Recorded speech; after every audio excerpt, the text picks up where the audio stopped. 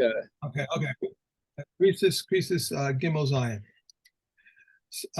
Said Rabbi Akiva, I asked Rabbi Gamil and Rabbi Shua in the meat market of Emut when they went to purchase an animal for Rabbi Gamil's son's feast.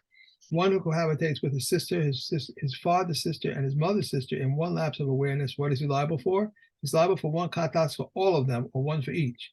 And they replied to me, this is what we have not heard. But we have heard that one who cohabitates with his 5 mistress wives in a single lapse of awareness is liable for each one, and we believe that the matter is a kal v'koma. Rabbi Akiva asked them further, a dangling limb of an animal which is considered, what is considered? They replied to him, this is we have not heard, but we have heard that a dangling limb of a human is tahor, for we were the lepers in Yerushalayim want to do. He would go to a surgeon on the eve of Pesach, and the latter would sever it until they would leave over a barley corn's breath and impale it on a thorn, and he would pull it away from it. Then that person would take his Pesach offering, and the surgeon would make his Pesach offering, and we believe that the matter is a kal v'koma. Rabbi Akiva asked them further, if one slaughters for 5 offerings outside the temple in one lapse of awareness, what is the ruling? Is he liable for one katas for all of them, or one for each? They replied to him, this is we have not heard. Said Rabbi Yeshua, I have heard that one who eats of one offering in 5 dishes in one lapse of awareness is liable for a me'ila offering for each one, and I believe that the matter is a kal v'koma. Said Rabbi Shimon, Rabbi Akiva did not ask them about such a case. Rather, if one ate leftover of 5 offerings in one lapse of awareness, what is he liable for? He's liable for one for all of them, or one for each. They replied to him, we have not heard. Said Rabbi Yeshua, we have heard that if one eats from one offering in 5 dishes, he's liable for a me'ila offering for each one, and I believe that matter is a kal v'koma. Said Rabbi Akiva, if this is an accepted halacha, we will accept it, but if it's a logical deduction, then it's a refutation. He said to them, refute it.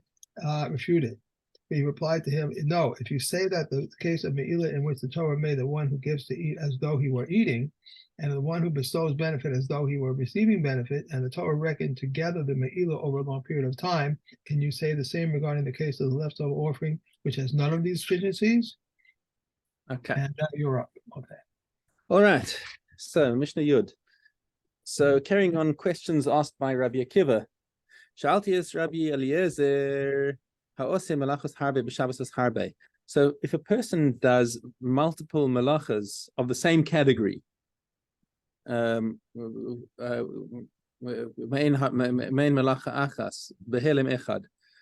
multiple activities of the same category on several Shabbosos in one spell of ignorance, okay? Mahu, what's the halacha? Does he have to bring a korban chatas for each one? Or does he have to do one for every act? So we already learned in Masechah Shabbos, right? We've got all the definitions of the 39 malachas, and that if you do 2 malachas on one Shabbos of the same type in one forgetfulness, that's only one. But what if it's on multiple Shabboses? Amali chayav al kol achas ve'achas mikal v'chomer. So Rabbi Eliezer says it's a kal v'chomer that you have to do that. That he's liable for each one. Okay, one act of work on several Shabbosos, but different prohibitions requires a chatas for each Shabbos, and several derivatives of the same main category in one spell of ignorance require like lots of even if it's different categories, it requires a korban chatas for each one. This is a kal v'chomer. Why? What is kal v'chomer? There's only one issue with a nida, okay, and that's that she's nida. And let's say he's got multiple wives, and all of them are nidas. And we already said that a man who has relations with all of his wives who are all nidas, he has to bring a korban on each one, even though it was one act of forgetfulness, or what's it, one absence of awareness. He's chayav for each one. Shabbos, which has got lots of different categories and of malacha, right? Eino din sheyehi chayav al kol achas ve'achas. So it must be a kal v'chomer that you should be chayav for each Shabbos that you violated. Amarti lo. So Rabbi Akiva reports back that he says, no, I disagree with you. Im amarti b'nida. If you're talking about a nida, sheyesh ba shtei azharos. The nida has got two prohibitions. Okay, Shahu muzhar ala nidar, v'nidar muzheres alav, because it's a two-way street with the nidar. He's asked to have relations with her, and she's asked to have relations with him. Both of them have an isser. Toma b'Shabbos she'en ba'ila azhara achas. You can't. So nidar's got an extra stringency. You can't make a kal v'chomer for something that has an extra stringency. Okay. Amar haba ala katanos yochiach. Says now, what if he has relations with a katana who is a katana who's a nida, right? If she's under 12, but she's already a nida, she'ein bahin azhar ila azhar achas. He's the only one who's asar. She's not yet bas mitzvah, so it's not considered an isur. It's not isur by her. V'chayev al kol achas v'achas, and he's nonetheless still chayev for each one.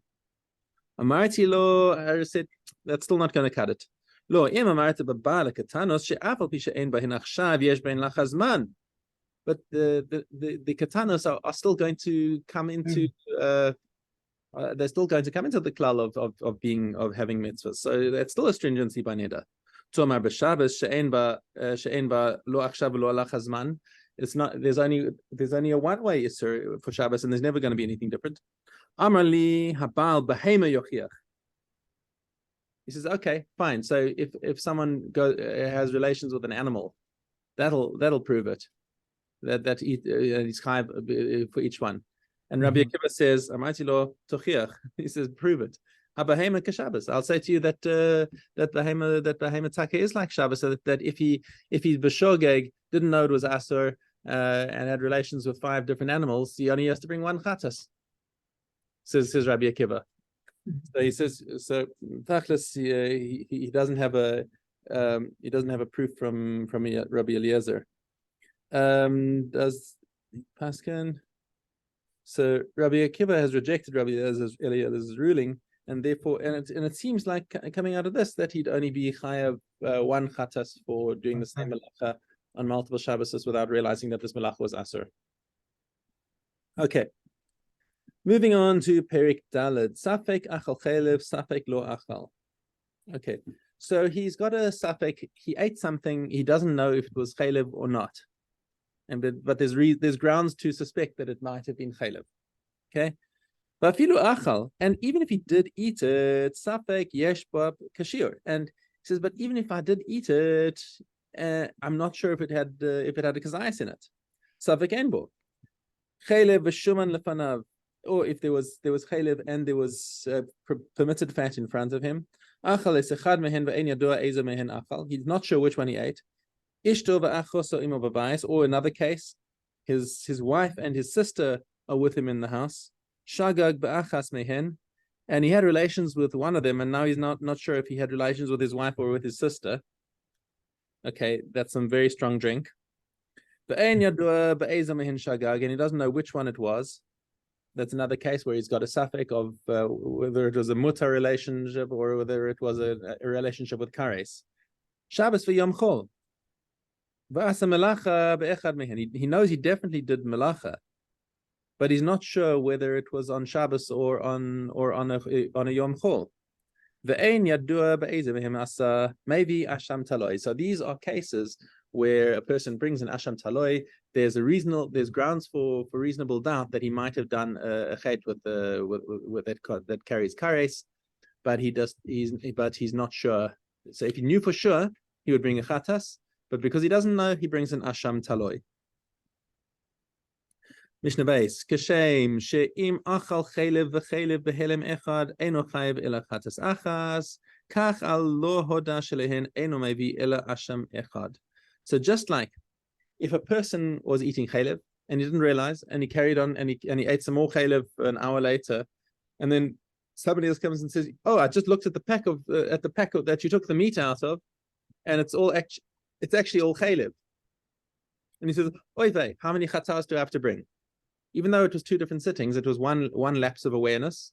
Right. And therefore, only brings one chatas. Similarly, if it's two sittings where he's got a doubt as to whether he ate the chalev or not, and now he has to bring an asham taloi, he only brings 1 asham taloi. It's not 2 separate korbanos. Im haisa yedia bintayim. Okay. So now, if he had an awareness in between, however, that now separates between them. So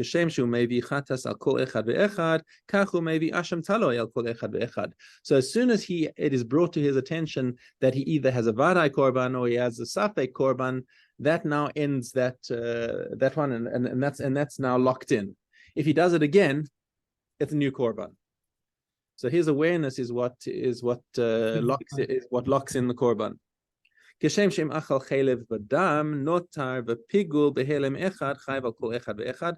So just like if he eats 4 different categories of Isser, as we mentioned, chalev, blood, nosar, and pigul, as each one is a separate category, and he has to bring a separate korban for each one of them.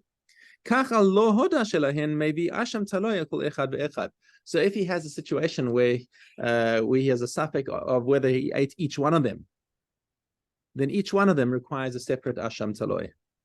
So the laws are very parallel between the chatas and the asham toleh that would bring on something that he's not sure of. Chaylev v'nosar lefanav. Now, what happens if he's got chaylev? There was a piece of chaylev and there was a piece of nosar that was in front of him. Okay, and both of them are aso kares, but they've got different categories of isur, but they've got the same onesh. Achal echad mehem ve'en yadua ezem him achal. He ate one of them for sure, but he's not sure which one he ate. So he knows that he's got a kares on his head, but he doesn't know exactly which version of kares he's got. So now what does he do? Okay, pause that. We're going to bring some other cases where we've got the same, where we're going to have similar svekos. Ishton nida v'achoso ima b'bayis. Now his wife is a nida, and his sister's also in the house. Shagag v'achas mehen. He had relations with Shogeg with one of them, but Shagag, he's not sure which one, but both of them are kares. It's either Nida or his sister. Okay. Shabbos for Yom Kippurim. Similarly, it's let's say you've got a situation where before our fixed calendar now, but let's say you've got Shabbos one day and Yom Kippur the next day, and he did a malacha. Okay, as a malacha bein hashmashos, somewhere in between the two of them. And he's not sure whether it was on Shabbos or whether it was on Yom Kippur. Rabbi Eliezer mechayev chatas, Rabbi Yeshua poter. Rabbi Eliezer says either way, mima nafshach, you're going to have to bring a chatas because one way or another you did something that required that has kares, you have to bring the chatas. Rabbi Yeshua says pater legamre. Okay, and now when he says pater legamre, does he mean from a chatas, or does he maybe it should be a korban an asham taloi? No, it's not an asham taloi because an asham taloi is you're not sure if you did it or not. I think Rabbi Yeshua is saying that he has to that he's pater from any korban at all. Okay, Rabbi Lezer, okay, Asher chataba. So Rabbi Yeshua darshans the pasuk ohoda alav chataso asher chataba, right? When he knows for sure with what he sinned, whether it was chaylev or nosar, with his wife, the nida, or his sister, etc. But Rabbi Eliezer darshans the same pasuk and says asher chataba, which excludes. He says that's coming to exclude somebody who is not sure whether he did a misasek melechus Shabbos. He intended to cut the something that was already cut. He intended to cut something right. He intended to cut something that had already been severed from the ground, but it turns out that he accidentally cut something that was on the ground, and he says that's pater because he had no intention of doing any kind of melechus isur. That's the way Rabbi Eliezer learns it out. Okay, so at any rate, it's this machlokes between Rabbi Eliezer and Rabbi Yeshua, where they say that one says you chayav the chatas because one way or another you did kares. Rabbi Yeshua says you got to know what you did the kares on in order to bring the chatas. Amar Rabbi Yossi lo nechleku ala ose malacha bein hashmashos. He says they didn't disagree about somebody who did malacha between bein hashmashos between Shabbos and Yom Kippur. Shu patur. Everyone agrees that case is patur. Shani omer miktas malacha sameh yom miktas lemachar. Because there you could say that maybe he did part of the malacha on Shabbos and part of it on Yom Kippur. In which case, each one's got a half, and there's no chiyuv. Okay, Al manechleku, what is the machlokes? Al ha'oseh b'toch hayom. He said but I did it by day, but he doesn't remember any do in b'Shabbos asa in b'Yom Kippurim asa. He's not sure which day he did it on. Or al ha'oseh ve'en yodeh me'en ezo melacha asa. Or in a case where he knows he did some melacha, but he doesn't know what melacha he did. There, Rabbi Eliezer says that's a chatas. Rabbi Yeshua says patur. If you don't know exactly what it is that you did, you don't bring a korban. Amar Rabbi Yehuda, potro haya Rabbi Yeshua af me asham taloi. And Rabbi Yehuda comes to clarify that Rabbi Yeshua says that he doesn't even bring an asham taloi. He's not even a suspensive offering because he's got to know exactly which one it is. So it appears that actually the Tanna Kama would have held that Rabbi Yeshua says. So I quoted Rabbi Yeshua as the opinion that Rabbi Yeshua says he's parted from any korban as being the authoritative version. But the Tanna Kama apparently holds that he would have an Asham Taloi because he's not sure if he did on Yom Kippur, and he's also not sure if he did on Shabbos. So one way or another, he would have to bring an Asham Taloi. But Rabbi Yehuda says not even Asham Taloi. Okay. Hey. All good? Good. Okay, let's go back to tomorrow. These are the things that are burned. Chometz on Pesach is burned, and so is Truma, and that is Tameh, and fruits of Orla and Kalayim of the vineyard. That which it is usual to burn is burned, and that which is usual to bury is buried. And the Kohanim may kindle the fire with bread or oil of Truma. Truma, right? Concerning all consecrated animals that are slaughtered with intent but beyond their time and outside their place, they must be burned. And unnecessary asham tulei must be burned, and Yehuda said it must be buried. A total katas that is brought out of doubt must be burned. Rabbi Yehuda says one must throw it into the stream.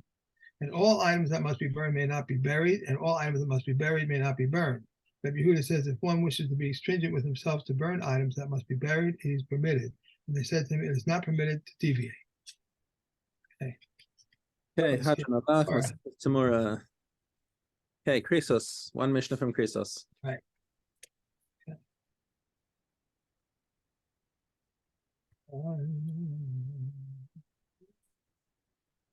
Okay.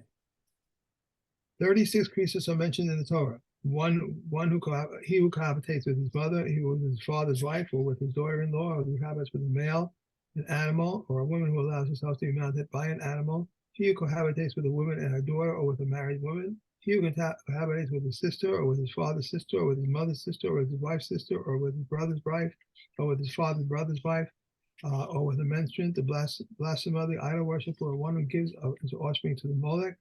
The practice of one who desires to face Shabbos, a Tameh person who eats consecrated foods, or one who enters the temple grounds while Tameh, one who eats kalev fat or blood, leftover sacrificial meat or pigol, one who slaughters a sacrificial animal or orders it up outside the temple grounds, one who eats comments on Pesach, one who eats or performs work on Yom Kippur, one who compounds the anointing oil, and one who compounds the incense.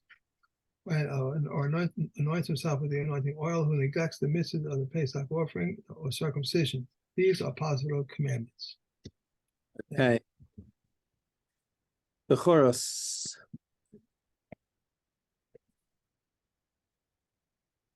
The miser of animals is drawn from within the area that grazing animals left to range. How far is a grazing animal left to range? 16 mil. If there were 32 mil between them, they do not combine. If you have animals between them, they must be brought together and be tied in the middle. Rameya says the Jordan separates them in regard to the miser of animals. An animal that is purchased or received as a gift is exempt from the miser of animals. Brothers who are partners, when they are obligated to pay the korban, they are exempt from the miser of animals. And when they are obligated to give the miser of animals, they are exempt from paying the korban.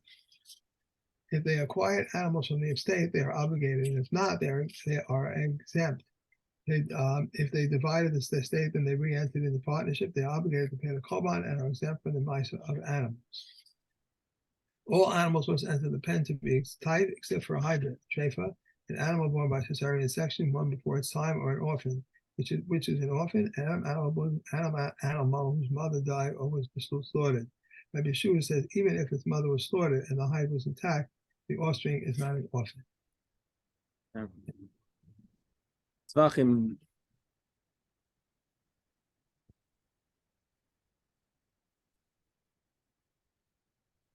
Yud Dalet. Bird offerings precede mikvah offerings because they are in category of blood offerings. A sin is mikvah offering precedes a voluntary mikvah offering because it is brought for a sin. A bird katos precedes a bird olos, and so too with its consecration.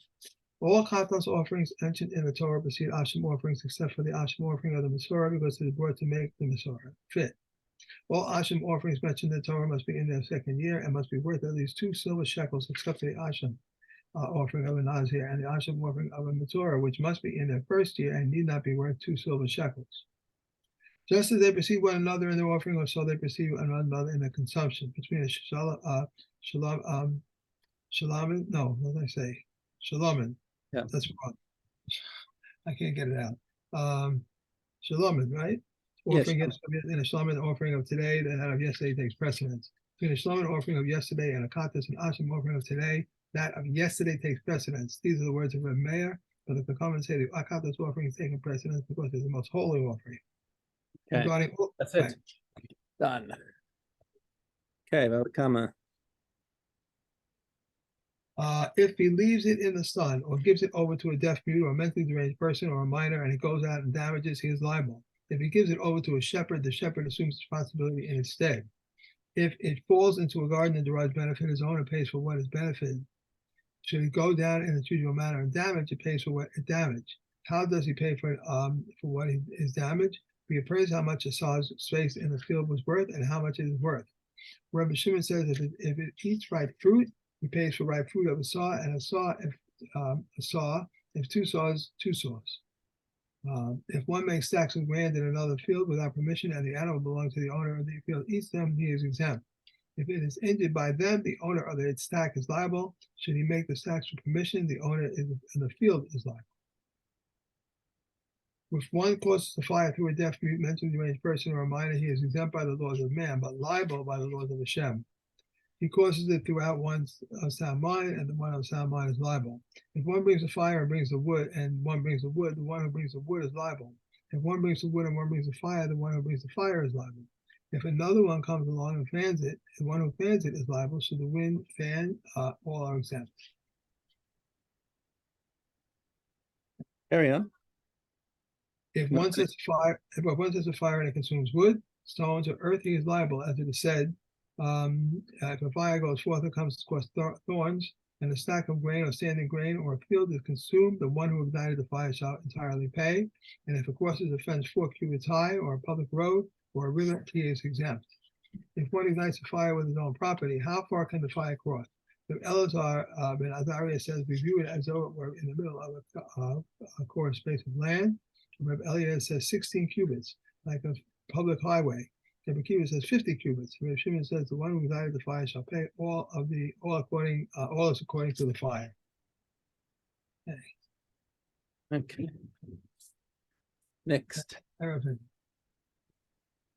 Reb Yoshi said, to what do these words apply? To the installation of the Arab, but for the remembrance of the Arab, any mount. For they only requested an Arab in courtyards, not to let the children forget. Any food that you use to make an Arab or a shittuf, whether water or salt. These words are the words of Reb Eliezer. Reb Yeshua says a loaf is an Arab. Even if it is baked from a saw, but it is broken, it may not be used for an Arab.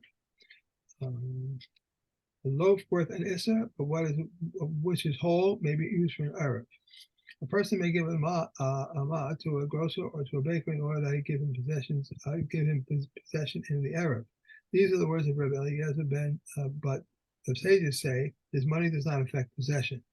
But they concur in regard to other people whose money gives them possession, and we cannot make an Arab for a person except with a consent.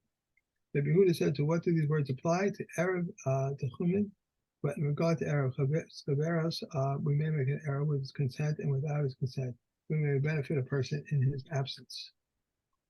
Right. We may not disadvantage a person except in his presence. Yeah. Okay, Okay, and Nida. last we have Nida.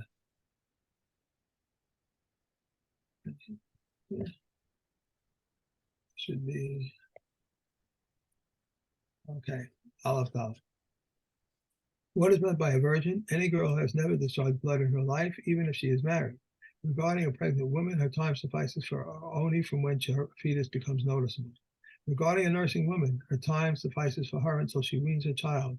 If she gives her child over to a wet nurse, or she weaned him, or he died, Rav Meir said she can face tumor retroactively or 24 hours, but the sages say her time suffices for her. What is meant by an old woman? Any woman for whom 3 periods have passed near her old age. Rav Eliezer says an old woman for whom 3 periods have passed, but her time suffices for her. Rabbi Yossi says a pregnant woman and a nursing woman for whom 3 periods have passed, their time suffice for them. And regarding what did they say that her time suffices for her? With regard to the first discharge of blood, but with regard to the second discharge, she can phase retroactively for 24 hours. But if she experienced the first discharge as a result of the external stimulus, then even for the second discharge, her time suffices for her. Okay, shkoyach. Up to you, and I will see you Sunday, usual time, I would think. Okay. Right? Yeah, Usual time. yeah, Okay. should be regular time. Have a great Shabbos. Enjoy. Thank you. Bye.